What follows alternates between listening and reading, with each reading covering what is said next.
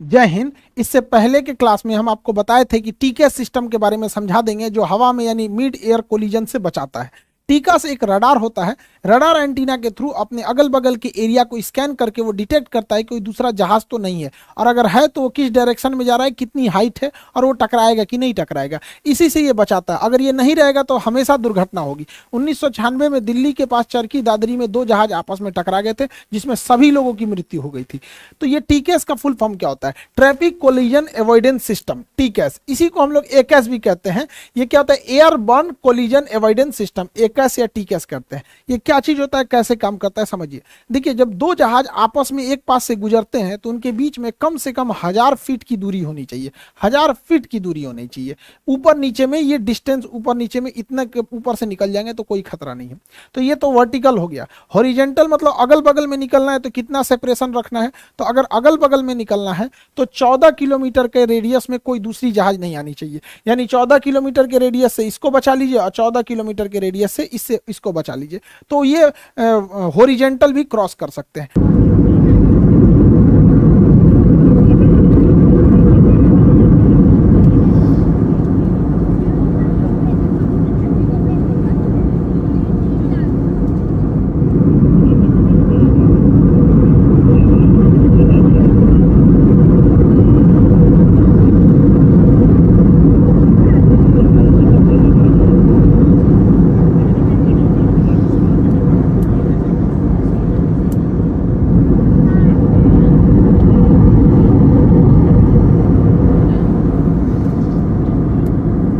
TKS इसी distance को maintain रखने में हेल्प करता है। अगर ये रेडियस कम होगा तो वो वार्निंग देने लगेगा, अगर ये पास आने लगेंगे तो दोनों प्लेन को वार्निंग देने लगता है टीकेएस सिस्टम। अब ये कैसे काम करता है उसको एक एक करके समझते हैं।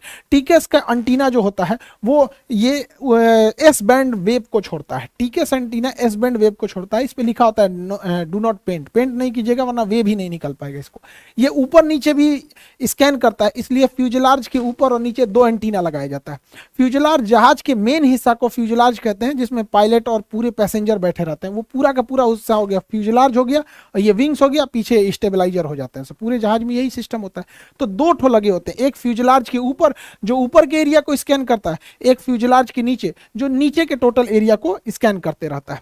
ये अपने अगल बगल यानी हॉरिजेंटली ये 40 नॉटिकल मील के एरिया को स्कैन कर लेता है कि इस एरिया में कोई दूसरी जहाज तो नहीं है, और ऊपर नीचे 10,000 फीट के एरिया को स्कैन कर लेता है कि इस एरिया में कोई जहाज तो नहीं है। अगर रहेगा तो दोनों जहाज एक दूसरे को इन्फॉर्म कर देंगे कि कौन कितने डिस्टेंस पे है, किस डायरेक्शन में जा रहा है। टकराने की तो संभावना नहीं है। अगर हवा में दो जहाज पास आने लगते हैं, लगभग 40 नॉटिकल मील के एरिया में आ जाते हैं, यानी टीकेएस के रेंज में आ जाते हैं, तो टीकेएस में लगा कंप्यूटर ये गणना करता है कि ये दोनों जहाज कहां जाकर टकराएंगे। जिस पॉइंट पर इनके टकराने की संभावना होती है उस पॉइंट को closest point of approach, closest point of approach यानी सीपीए कहा जाता है।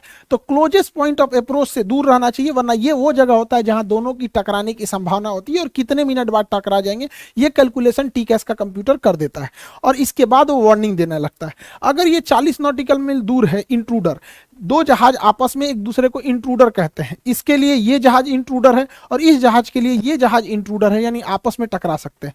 अगर डिस्टेंस ज्यादा है कोई दिक्कत नहीं, अगर काफी पास आ गया तो ट्रैफिक एडवाइजरी जारी की जाएगी, ओरल वार्निंग दिया जाएगा कि सावधान रहो दोनों पायलट, और अगर बहुत पास आ जाएगा तो रिवोल्यूशन एडवाइजरी जारी किया जाएगा, यानी एक को कहा जाएगा ऊपर जाओ, दूसरे को कहा जाएगा नीचे जाओ। यानी ट्रैफिक एडवाइजरी और रिवोल्यूशन एडवाइजरी ये दोनों कब होता है? अगर बहुत पास आ गया तो रिजोल्यूशन एडवाइजरी जारी की जाएगी, थोड़ा दूर है तो ट्रैफिक एडवाइजरी जारी की जाएगी।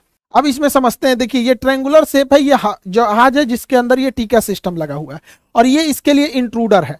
इंट्रूडर यहाँ डायमंड शेप में बना है, खोखला है, इसका मतलब ये 40 नॉटिकल मील से दूर है, यानी इससे डरने की कोई जरूरत नहीं है। खोखला डायमंड मतलब 40 नॉटिकल मील से दूर है। यहाँ प्लस साइन का मतलब होता है कि ये जहाज हाइट में भी ऊंचा पे है, दूरी भी है और हाइट भी ऊंचा है, इसलिए इससे घबराने की जरूरत नहीं है। लेकिन भाई उसको किधर जाना है इसको थोड़ी पता है, इसलिए उस पर ध्यान रखना भी जरूरी होता है यहाँ पर। अब देखिए यहाँ पर ये इंट्रूडर जो है, इसका तो जो डायमंड था वो पूरा भर गया, कलर्ड हो गया। कलर्ड हो गया इसका मतलब ये पास आ चुका है और 6 नॉटिकल मील के पास आ चुका है, यानी इससे जुड़ा कुछ ना कुछ तांडव करने वाला, इससे बचने की जरूरत है। और माइनस दिखा रहा है, इसका मतलब पास है लेकिन नीचे है। पास में आ चुका है लेकिन हाइट नीचे है, तो कोई ससुरा कोई ठीक है उठा दिया तो टकरा जाएगा नहीं यहाँ पे, इसलिए इस पे थोड़ा ध्यान रखा जाता है क्योंकि ये काफी पास आ चुका है। यहाँ पे 6 नॉटिकल मील, माइनस साइन ये दिखा रहा है कि वो हमसे नीचे है, हमसे नीचे है। अब अगर देखते हैं ले ससुराई, तो एम्बर कलर का हो गया, यानी ऑरेंज और येलो का मिक्स, तो एम्बर कलर का हो गया। इसका मतलब ये 6 नॉटिकल मील से भी पास आ चुका है। अब इससे बहुत खतरा हो सकता है। ये 6 नॉटिकल मील के पास आ चुका है और इतना पास आ गया है कि अगले 45 सेकंड में ये हमारे पास आ सकता है। 45 सेकंड में हमारे पास आ सकता है। अभी ये प्लस साइन दिखा रहा है। प्लस साइन का मतलब ये है कि ये जहाज जो इंट्रूडर है हमसे हाइट पर है और 45 सेकंड की दूरी पर है, 6 नॉटिकल मील से कम दूरी है। प्लस साइन ये दिखा रहा है कि अभी ये हाइट पे है, लेकिन दिक्कत ये क्या है कि इसमें एक नीचे की ओर तीर बना है, यानी हाइट पर है लेकिन उस ससुरा नीचे की ओर आ रहा है। इसका मतलब कोलिजन की संभावना बढ़ गई और यह कोलिजन 45 सेकंड के अंदर हो सकता है। इस कंडीशन में यहाँ ट्रैफिक लिख के आता है जिसे टीए बोलते हैं और ओरल वार्निंग दिया जाता है कि अब सावधान होइए, कोई ना कोई आपको एक्शन लेना होगा वरना 45 सेकंड के अंदर कोलिजन हो जाएगा। और अगर यही रेड कलर में कन्वर्ट हो गया, रेड कलर मतलब अब एकदम खतरनाक कंडीशन हो गया है। वो 6 नॉटिकल मील से भी एकदम पास आ चुका है और अगले 25 सेकंड में कोलिजन हो जाएगा। 25 सेकंड में कोलिजन हो जाएगा। अब एकदम रेडी रहिए। इस कंडीशन में टीका सिस्टम रेजोल्यूशन एडवाइजरी जारी करेगा, यानी अब आपको वार्न नहीं करेगा, आपको एक्शन लेने के लिए कहेगा। किसी एक को कहेगा ऊपर जाओ और दूसरे को कहेगा नीचे जाओ, एक को ऊपर एक को नीचे जाने को कहेगा। टीका सिस्टम अगर एक को कहता है कि तुम ऊपर जाओ तो ठीक इसी समय इसका टीका सिस्टम इसको कहता है नीचे जाओ। इसमें पायलट को कंफ्यूज होने की जरूरत नहीं रहती है, वरना अगर ऐसे रेडियो में बात करते भाई तू ऊपर जाओ तू नीचे जाओ, सोचा 25 सेकंड टाइम है, दूसरे लड़ा लेगा अपना यहाँ पे।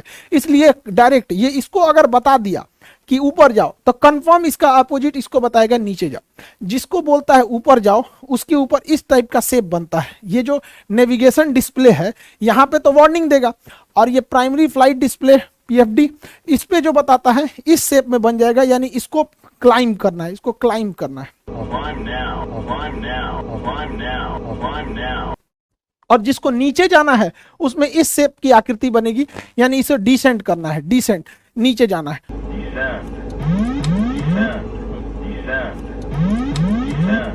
और ताकि दोनों के बीच में एक सेफ डिस्टेंस बना के सेपरेशन किया जा सके। जब ये एक सेफ डिस्टेंस बना के चले जाते हैं तो इसके पास से सारी डायमंड शेप हट जाते हैं, इसका पूरा नेविगेशन डिस्प्ले क्लियर हो जाता है। इसका मतलब इसके नेविगेशन डिस्प्ले में अब कोई दिक्कत नहीं है। इसको जितनी हाइट पे एयर ट्रैफिक कंट्रोलर ने बोला था और जिस रास्ते पे बोला था अब ये उस रास्ते पे जा सकता है, इसके पास कोई ट्रैफिक नहीं है। और एक ओरल वार्निंग आती है क्लियर कॉन्फ्लिक्ट करके।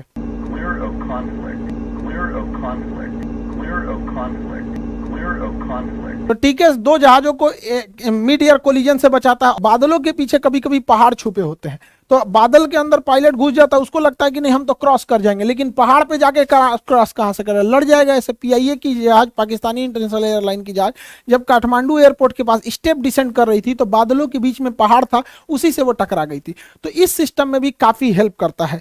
यहाँ पर इससे निकलने वाला रडार जो होता है पता कर लेता है कि आगे अगर कोई ज्योग्राफिकल टेरेन का मतलब होता है कि कोई पहाड़ी वगैरह तो नहीं है, नेचुरल रुकावट को हम टेरेन कहते हैं। और अगर वो टेरेन रहता है, आगे कोई पहाड़ रहता है, तो वार्निंग जारी करने लगता है कि टेरेन करके वार्निंग जारी करेगा और कहेगा पुल अप, उठाओ जहाज को। Caution, terrain,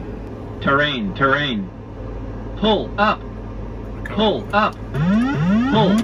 इस प्रकार ये किसी भी पहाड़ पर्वत से भी टकराने से रोक लेता है। जब टीकेएस सिस्टम नहीं था तो जहाजों में टकराने की संभावना बहुत थी, और ऐसा नहीं है कि पहले जहाज हवा में टकराए नहीं है, बहुत सारे जहाज टकराए, चाहे वो डीएचएल की जहाज हो या सेस्ना हो, पैसेंजर जहाज से टकरा गई, या भारत के चरकी दादरी यानी दिल्ली के पास जहाज टकरा गई। पहले क्या होता था कि पायलट के पास टीकेएस सिस्टम नहीं होता था, तो जो एयर ट्रैफिक कंट्रोलर होता था एटीसी, इसके रडार में दिखता था कि 2 जहाजें आपस में पास तो आ गई हैं क्या, तब ये एगो को कहता था तुम ऊपर जाओ जी, तुम नीचे जाओ। अब इसी में देर हो जाता था, कौन ऊपर जाओ कौन नीचे जाओ, इसी में टकरा जाते थे। तो टीकेएस सिस्टम का होना बहुत जरूरी है। 1996 में 12 नवंबर 1996 में दिल्ली के पास चरकी दादरी में 2 जहाज टकरा गए, और ये टकराया था कजाक एयरलाइंस के पायलट के बेवकूफी की वजह से। वहां घोंचू था ससुराऊ। देखिए क्या है, दिल्ली एयरपोर्ट से एक जहाज उड़ान भरती है सऊदी एयरलाइंस, और ये उड़ान भरती है दिल्ली एयरपोर्ट से, और इसी समय दिल्ली एयरपोर्ट पे कजाकिस्तान से जहाज लैंड होने के लिए आ रहा होता है, उसका नंबर होता है कजाक एयरलाइन का 1907। तो ये दोनों आ रहे होते हैं। अब इसके लिए एयर ट्रैफिक कंट्रोलर जो था, एयर ट्रैफिक कंट्रोलर यहां बैठा होता है, ये सऊदी एयरलाइन से पूछा कि कितने, तुम 14,000 फीट पर बने रहना। तो सऊदी एयरलाइन को कहा कि 14,000 फीट पर बने रहना, तुम्हारे ऊपर से कजाक एयरलाइन जाएगी। तो इसको कह दिया 14,000 पर बनने के लिए, और इसको ये भी बोल दिया कि तुम्हारे ऊपर से कजाक एयरलाइन अभी गुजरेगी। और इससे पूछा, ये air traffic controller Kazakh airline से पूछा कि तुम कितने हाइट पे हो। तो ये बैला कह रहा है कि हम 16,000 फीट पर हैं। तो ये कहा ठीक है, तुम डिसेंड करके 15,000 फीट पर आ जाओ और तुम्हारे नीचे से निकलेगी सऊदी एयरलाइन। तो कह रहा है ठीक है, हम 15,000 फीट पर आ जाते हैं और एक दूसरे को क्रॉस कर जाएंगे। यहां हो गया भयंकर गलती, ये बैला 16,000 फीट पे था ही नहीं, ये बैला था 15,000 फीट पर पहले से। और इसको जब एटीसी ने कहा कि ठीक है तुम 16,000 पे हो तो एक काम करो 15,000 पे चलाओ, तो ये बैला 1,000 फीट घटा दिया। तो ससुरा 16 पे था नहीं, इसको लग रहा था कि 16,000 पे, इसका अंग्रेजी कमजोर था, ट्रांसलेट कर रहा था, डिक्शनरी लेके बैठा था, वही में बतिया रहा था धीरे धीरे करके। तो इसे ससुरा 15,000 था, घटा के कर दिया 14,000 फीट। और जैसे 14,000 फीट किया, सऊदी एयरलाइन पहले से उड़ रही थी 14,000 फीट पे, दोनों में भीषण टक्कर हो गया, कोई नहीं बचा, मिड एयर कोलिजन हुआ था। पूरी चरकी दादरी दिल्ली के पास ही जगह है दादरी, वहां लाश गिर रहे थे सब, किसी के घर पे, मकान पे, किसी का कटा हुआ हाथ, जला हुआ शरीर। इतना बेवकूफी घोंचू पायलट के चक्कर में था। ससुरा 15,000 पे, करा 16,000 पे। तो ऐसी गलती ना हो, अगर टिका सिस्टम रहता तो इसे रोक लेता। एक और गलती हुई थी यहाँ दिल्ली एयरपोर्ट पर। उस समय दिल्ली एयरपोर्ट पर प्राइमरी रडार हुआ करते थे। प्राइमरी रडार इस शेप में होता है और ये केवल जहाज के पोजीशन को बता देता है, यहां जहाज है। ये नहीं बता पाता है कि जहाज कितनी हाइट पर है। अगर ये बता देता कि जहाज कितने हाइट पर है तो एयर ट्रैफिक कंट्रोलर को कजाक एयरलाइन से पूछना ही नहीं पड़ता, खुद ही देख सकता था कितने हाइट पर है। लेकिन प्राइमरी रडार केवल जहाज का लोकेशन बता पाता है, ये नहीं बता पाता है कि कितनी हाइट पर है। सेकेंडरी रडार लगाया गया, सेकेंडरी सर्वेलांस रडार, ये भी बता देता है कि जहाज कहाँ है, साथ में ये भी बता देता है कि जहाज की ऊंचाई कितनी है। अगर उस समय दिल्ली एयरपोर्ट पर सेकेंडरी रडार रहता तो एटीसी खुद देख लेता कि सऊदी एयरलाइन 14,000 पे है और कजाक एयरलाइन 15,000 पे है। वो पूछकर बकलोलवा पायलट के भरोसे नहीं बैठता और वो आराम से सेपरेशन करके निकाल सकता था। एक और वहां गलती हुई थी कि टीका सिस्टम नहीं था। टीका सिस्टम जो रहता तो दोनों पायलट को ऑटोमेटिक बता देता कि भाई तुम ऊपर जाओ, तुम नीचे जाओ, वहां एडवाइजरी जारी कर देता। क्योंकि टीका जो होता है ना, लास्ट लाइन ऑफ डिफेंस होता है, ये बहुत जरूरी चीज होता है। दोनों को एक साथ मैसेज भेजता है, एक को कहेगा ऊपर तो दूसरे को कहेगा नीचे, अगर इसको कह दिया ऊपर तो इसको कह देगा नीचे। और एक और उस समय था, दिल्ली एयरपोर्ट पे आने और जाने का दोनों रास्ता सेम था। अभी क्या कर दिएगा, अलग अलग कर दिया। उड़ने का रास्ता अलग है, उतरने का रास्ता अलग है। पहले एक ही रास्ते होते थे, अभी अलग अलग किया गया। तो अभी के समय में एविएशन काफी सेफ हो चुका है, टेक्नोलॉजी आ चुकी है, लेकिन पहले इतना सेफ नहीं था। किसी भी जहाज के एक्सीडेंट के बाद इस पे करोड़ों रुपए खर्च के इसका केस स्टडी किया जाता है कि आखिर इसमें ऐसी घटना क्यों हुई थी, और ये काफी जरूरी है ताकि उसी से मिलता जुलता दोबारा घटना ना हो सके और इस परिवहन को सुरक्षित बनाया जा सके। आई होप आप इसे समझ गए होंगे। बाकी ऑनलाइन क्लासेज आपके चल रहे हैं, बीपीएससी का क्लास, यूपीएससी वाला क्लास, फाउंडेशन और बिहार दरोगा बहुत जल्दी आने वाला है। मिलेंगे नेक्स्ट क्लास में। जय हिंद।